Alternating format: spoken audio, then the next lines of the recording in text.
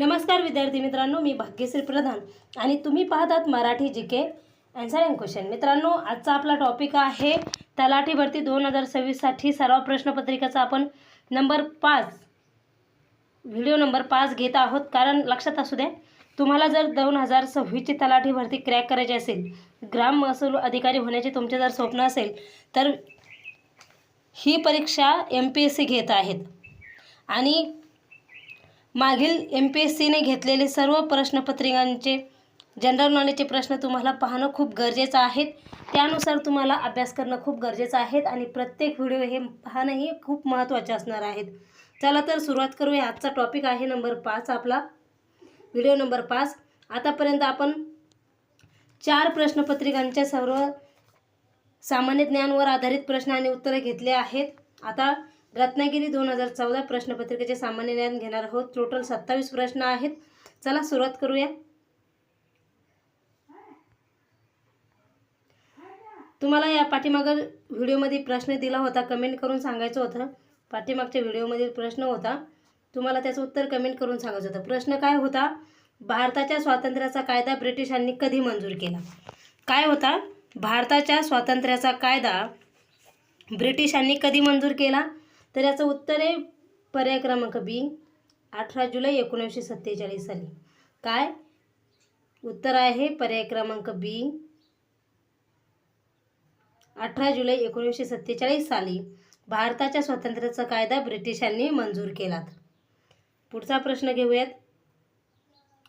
हे प्रश्न रत्नागिरी 2014ला तलाठी भरती परीक्षामध्ये विचारले गेलेले होते। प्रश्न आहे, भारतीय संगीताचा पाया मानला जाणारा ग्रंथ कोणता? तर कोणता आहे? पर्याय क्रमांक सी, उत्तर आहे सामवेद। भारतीय संगीताचा पाया मानला जाणारा ग्रंथ हा सामवेद आहे। पुढच्या प्रश्नाकडे वळूयात। यादवांच्या काळात कोणते सुवर्ण नाणे होते? तर याचं उत्तर असणार आहे आपलं पर्याय क्रमांक डी, पद्य घटक हे नाणे यादवांच्या काळात सुवर्ण नाणे होते। पुढच्या प्रश्नाकडे वळूया। व्हिडिओला लाईक, शेअर आणि सबस्क्राईब करत चला मित्रांनो, कारण मागील 7 वर्षाच्या आणि प्रत्येक जिल्ह्याच्या प्रश्नपत्रिकांचे प्रश्न आपण या व्हिडिओच्या माध्यमातून घेत आहोत। एक सिरीज आपण या व्हिडिओच्या माध्यमातून घेत आहोत। पुढचा प्रश्न, संघटना आणि संस्थापक योग्य जोडी ओळखा। तर प्रश्न काय आहे? संघटना आणि संस्थापक योग्य जोडी ओळखा।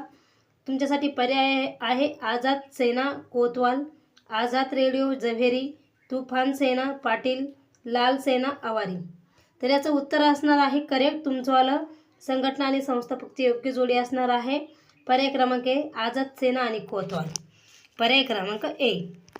पुढच्या प्रश्नाकडे वळूया। लाला लजपतराय यांनी कोणते पुस्तक लिहिलेले नाही? तर याचं उत्तर असणार आहे आपलं पर्याय क्रमांक बी, भारताचा शोध हे पुस्तक लाला लजपतराय यांनी लिहिलेले नाहीत। पुढच्या प्रश्नाकडे वळूयात।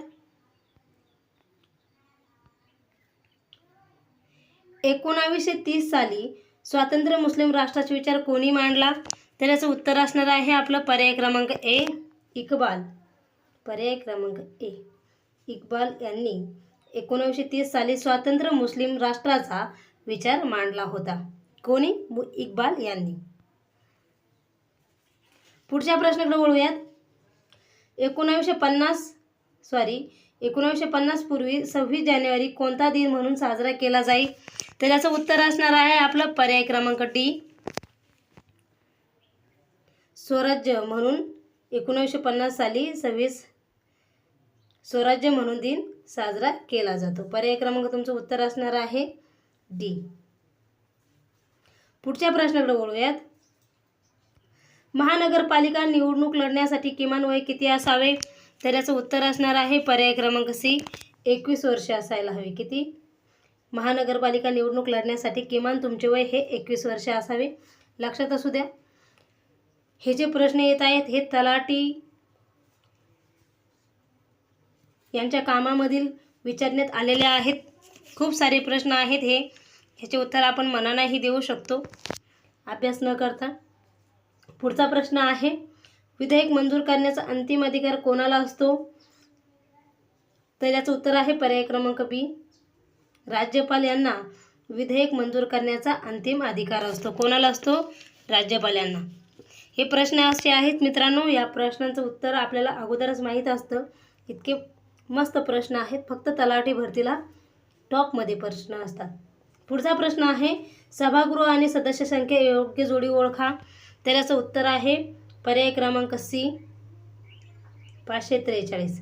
सभासद आणि सदस्य संख्या यामधील योग्य लोकसभा आणि 543 सदस्य असतात.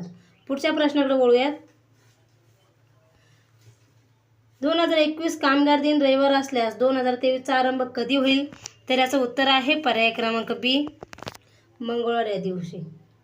उत्तर आहे तुमचं ऑप्शन क्रमांक बी. पुढच्या प्रश्नाकडे वळूयात. जिवंतच्या आळशीपणामुळे होणारा परिणाम मानवी शरीरातील कोणत्या इंद्रियाद्वारे पडतो? तर याचं उत्तर असणार आहे पर्याय क्रमांक सी, मोठे आतडे. कोणते? पर्याय क्रमांक सी, मोठे आतडे. मानवी आळशीपणामुळे होणारा परिणाम मानवी शरीरातील मोठे आतडे या इंद्रियाद्वारे पडत असतो. पुढच्या प्रश्नाकडे वळूयात. सूर्यमालेतील कोणता ग्रह सूर्याच्या लहान लघुत्तम कालावधीचा ग्रह आहे? तर याचं उत्तर असणार आहे आपलं पर्याय क्रमांक डी, शुक्र व बुध. उत्तर आहे ऑप्शन क्रमांक डी. पुढच्या प्रश्नाकडे वळूयात. खाण्याचे सोड्याचे रासायनिक नाव काय आहे? तर याचं उत्तर असणार आहे आपलं पर्याय क्रमांक ए, बायकार्बोनेट. खाण्याचे सोड्याचे रासायनिक नाव आहेत. पर्याय क्रमांक ऑप्शन उत्तर आहे ए. पुढच्या प्रश्नाकडे वळूयात. बुरशी कोणत्या घटकातील वनस्पती आहे?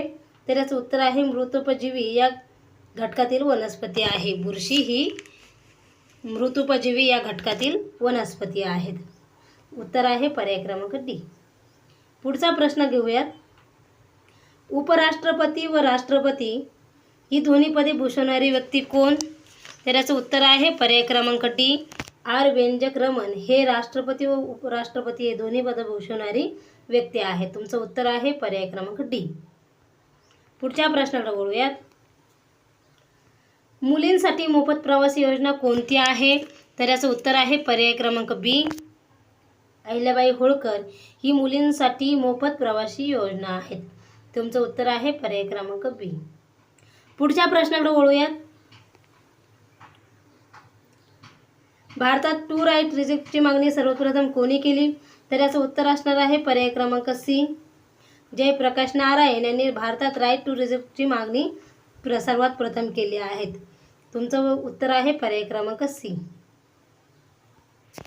पुढचा प्रश्नाकडे वळूयात. पहिली मोनोरेल सेवा कोणत्या राज्यात सुरू झाली?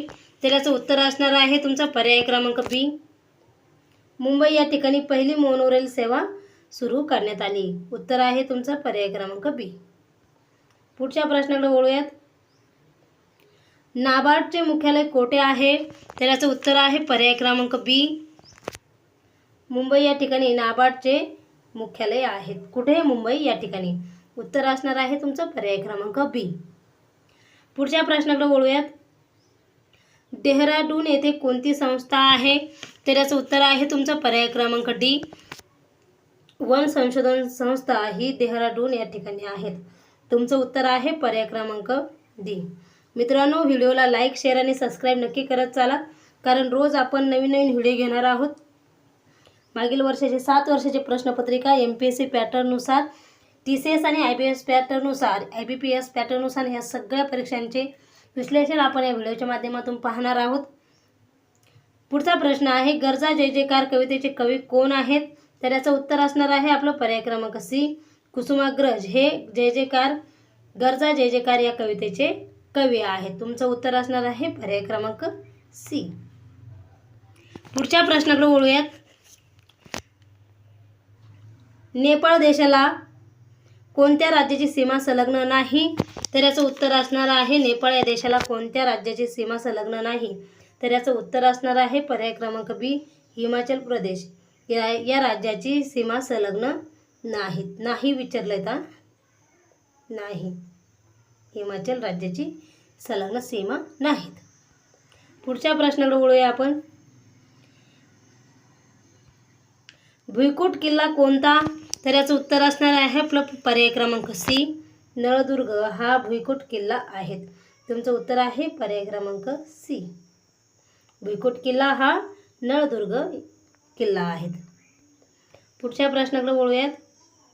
दक्षिण अमेरिका खंडातील पर्वत कोणता आहे? तर याचं उत्तर असणार आहे पर्याय क्रमांक ए, अँडीज हे दक्षिण अमेरिका खंडातील पर्वत आहेत. उत्तर आहे तुमचं पर्याय क्रमांक ए. पुढच्या प्रश्नाकडे वळूयात. अमरावती विभागात समावेश नसलेला जिल्हा कोणता? तर याचं उत्तर असणार आहे पर्याय क्रमांक बी, वर्धा हा जिल्हा अमरावती या विभागामध्ये समावेश नसलेला जिल्हा आहे. कोणता? पर्याय क्रमांक बी, वर्धा हा जिल्हा. पुढच्या प्रश्नाकडे वळूयात. भारतातील सर्वात मोठा पक्षी कोणता आहे? तर याचं उत्तर असणार आहे पर्याय क्रमांक डी, सारस हा भारतातील सर्वात मोठा पक्षी आहे. तुमचं उत्तर आहे पर्याय क्रमांक डी. पुढचा आणि शेवटचा प्रश्न हा तुमच्या सर्वांसाठी आहे मित्रांनो. महाराष्ट्रातील पहिले फळ संवर्धन केंद्र कोठे आहे? याचं उत्तर तुम्हाला कमेंट करून नक्की सांगायचं आहे.